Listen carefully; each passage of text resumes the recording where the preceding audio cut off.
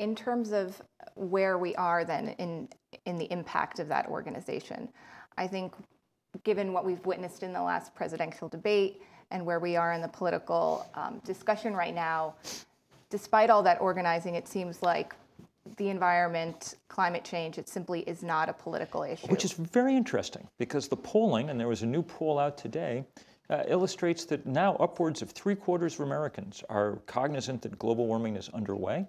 And the polling indicates that candidates would actually do well to talk about it, which leads one to the question of why, and this is, I think, in some ways the key question, why we haven't, as a society, engaged in dealing with this problem.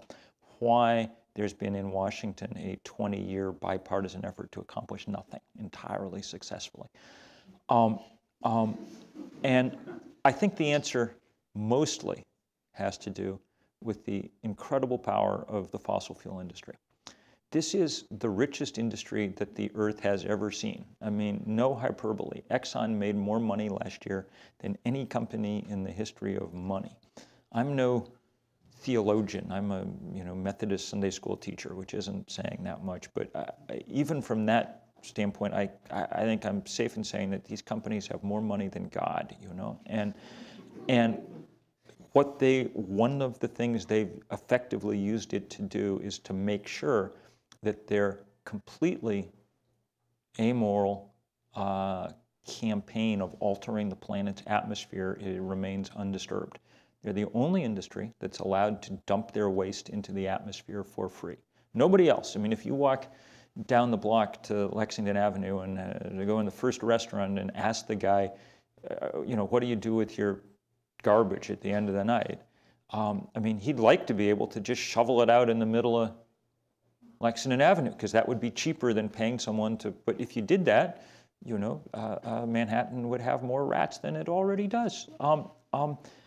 Almost the mark of civilization is that we clean up after ourselves, except if you're the fossil fuel industry.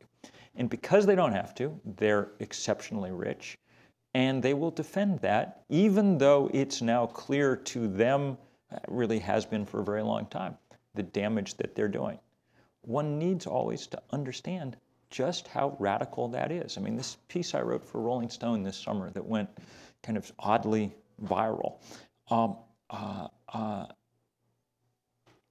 it laid out in just purely mathematical terms what the sort of uncontested facts of the situation.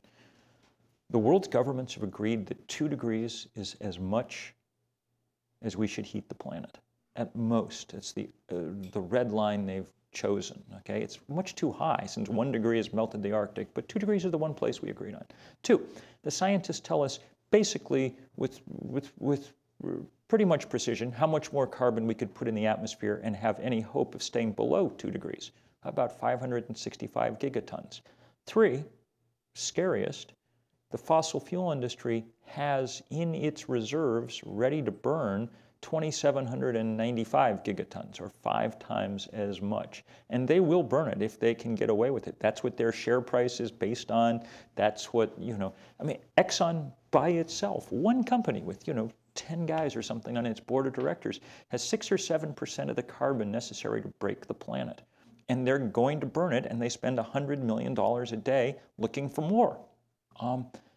That means that they are, I think, a rogue industry. Outlaw, not against the laws of the state, because they basically get to write the laws of the state, but outlaw against the laws of physics and chemistry. And understanding the kind of radicalness of that is really important.